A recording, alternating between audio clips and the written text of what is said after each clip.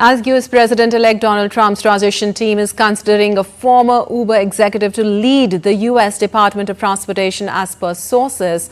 Sources also claim that 3 current or former Republican congressmen, one of whom is now a Fox News host, will also join the former Uber executive.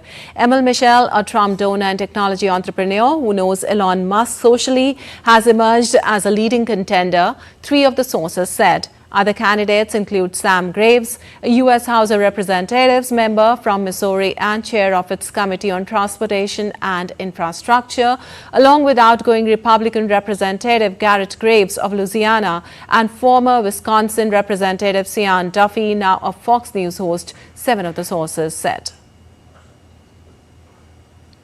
And US President-elect Donald Trump nominated fracking magnate and climate change skeptic Chris Wright as Energy Secretary on Saturday. Wright is a founder of Liberty Energy, which serves the energy companies that have massively increased US fossil fuel production in recent years by extracting oil and gas from shale fields in a process known as fracking. He's also likely to share Trump's opposition to global cooperation on fighting climate change. Wright has called climate change activists alarmist and has likened efforts by Democrats to combat global warming to Soviet-style communism. And in India's Amit Mukherjee joins us with the latest on here. Well, Amit, as Trump hands out the top jobs, what's the latest and who are the leading other contenders? Well, Lupakshi, more than who is being nominated right now, it's the most interesting part is the pattern which is being adopted by Donald Trump in formulating his Trump 2 cabinet. In fact, if you look at all the appointments which have come so far, whether it's a chief of staff, whether it's Homeland Security, or the Justice Department, or the chief of Pentagon, or even the White House spokesperson, these are people who have been very, very closely associated with Donald Trump throughout his campaign. In fact, these are people who have been his loyalists, and these are people who have been resonating his thoughts, his vision, and his whole outlook as far as all the things that he had echoed during his presidential campaign for 2024. In fact, these are people.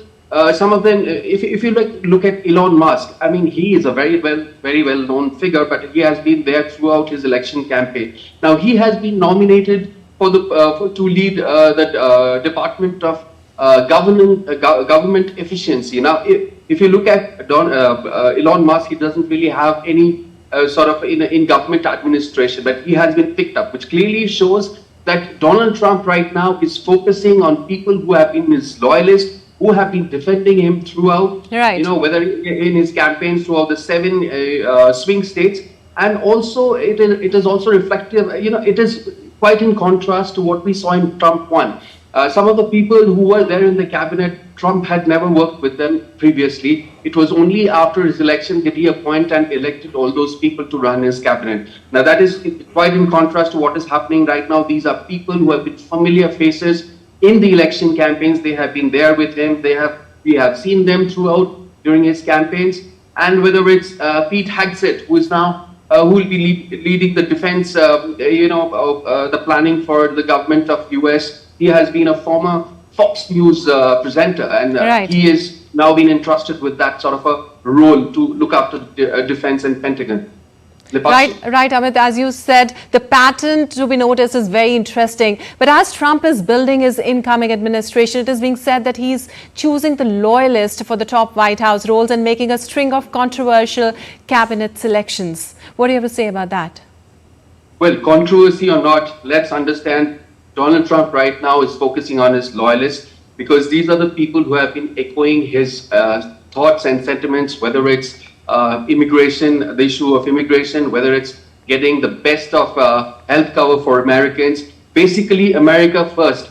That has been his slogan, and the people who are being elected into this cabinet or selected into this cabinet are people who have been resonating the same America first slogan. Now remember, Lipakshi, the fact is that Donald Trump has been elected for his second term with an overwhelming majority. In fact, 310 plus seats is what he has secured, which means that he has won the trust of people. And when you have the trust of people, the people would expect you to perform. And to perform, you have to have a very, very efficient team and the team has to be your totally loyalist team who doesn't deviate from your thoughts, your ideas. And that's exactly what Donald Trump is doing. He doesn't want his team to deviate from what he has promised the American people, and he just wants to take forward the trust that the people of America has instilled in him, and he has to work on all those issues, whether it's health cover, whether it's tax cut, whether it's securing the borders.